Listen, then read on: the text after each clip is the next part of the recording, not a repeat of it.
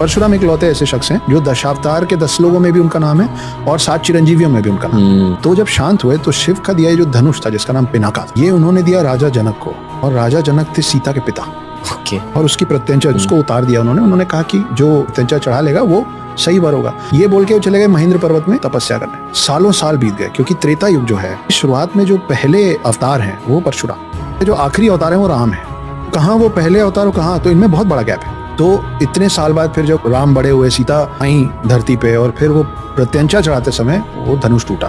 तो फिर परशुराम नाराजगी से आए राम को मारने, और लक्ष्मण तो हैं ही गुस्से में, तो ये दोनों आपस में लड़ लिए थे। को समझाया गया कि आप भी विष्णु अवतार हैं, आप भी विष्णु अवतार, मिलके चले गए। लेकिन परशुराम की गाथाएं महाभारत काल में भी इमॉर्टल हैं, तो बार बार आएंगे। तो फिर भीष्म पितामह, सूर्यपुत्र कर्ण और द्रोणाचार्य, इन तीनों के युद्ध गुरु जो हैं, और फिजिकल प्रेजेंस के साथ इन तीनों को तैयार करने वाले फिर परशुराम। आप ये बात मानते हैं कि नहीं कि भगवान श्री कृष्ण प्रकट हुए? मानते? आप अपनी बात करिए। अरे मुझे आप बताओ, सही प्रकट हुए कि नहीं? आप कह रहे पैदा हुए प्रकट हुए, दो चीजें हो गई ना। पैदा होना प्रकट होना दोनों अलग अलग। मैं बताता हूँ, भगवान कभी पैदा नहीं होते, भगवान हमेशा प्रकट होते हैं।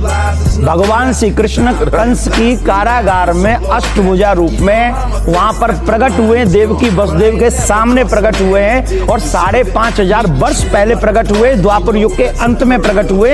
अभी कलयुग चल रहा है, कलयुग का प्रथम चरण चल रहा है, और प्रथम चरण से पूर्व में जब द्वापर युग एंड होने वाला था, तब भगवान श्री कृष्ण 5,500 वर्ष पहले प्रकट हुए, देवकी के सामने, वसुदेव के सामने चतुर्भुजी रूप में प्रकट हुए। और जहां आज आपकी ईदगाह है, वही कंस का वो कारागार था जहां देवकी और वसुदेव को रखा गया था। इनके मन में इतना पाप और इतनी आप लोगों को लेकर नफरत होती ना आसिफ साहब, तो फिर नारा ये होता कि अयोध्या तो बस जाती है, पूरा हिंदुस्तान बाकी है। इन्होंने क्या कहा? इन्होंने कहा हमारे 3 बड़े आराध्य देवता हैं। कौन सर? अयोध्या में राम हो गए, मथुरा में कृष्ण हो गए, और ज्ञान गौतमी में शिव जी हो गए। 3 भगवान हैं। ये कहाँ पूजने जाए?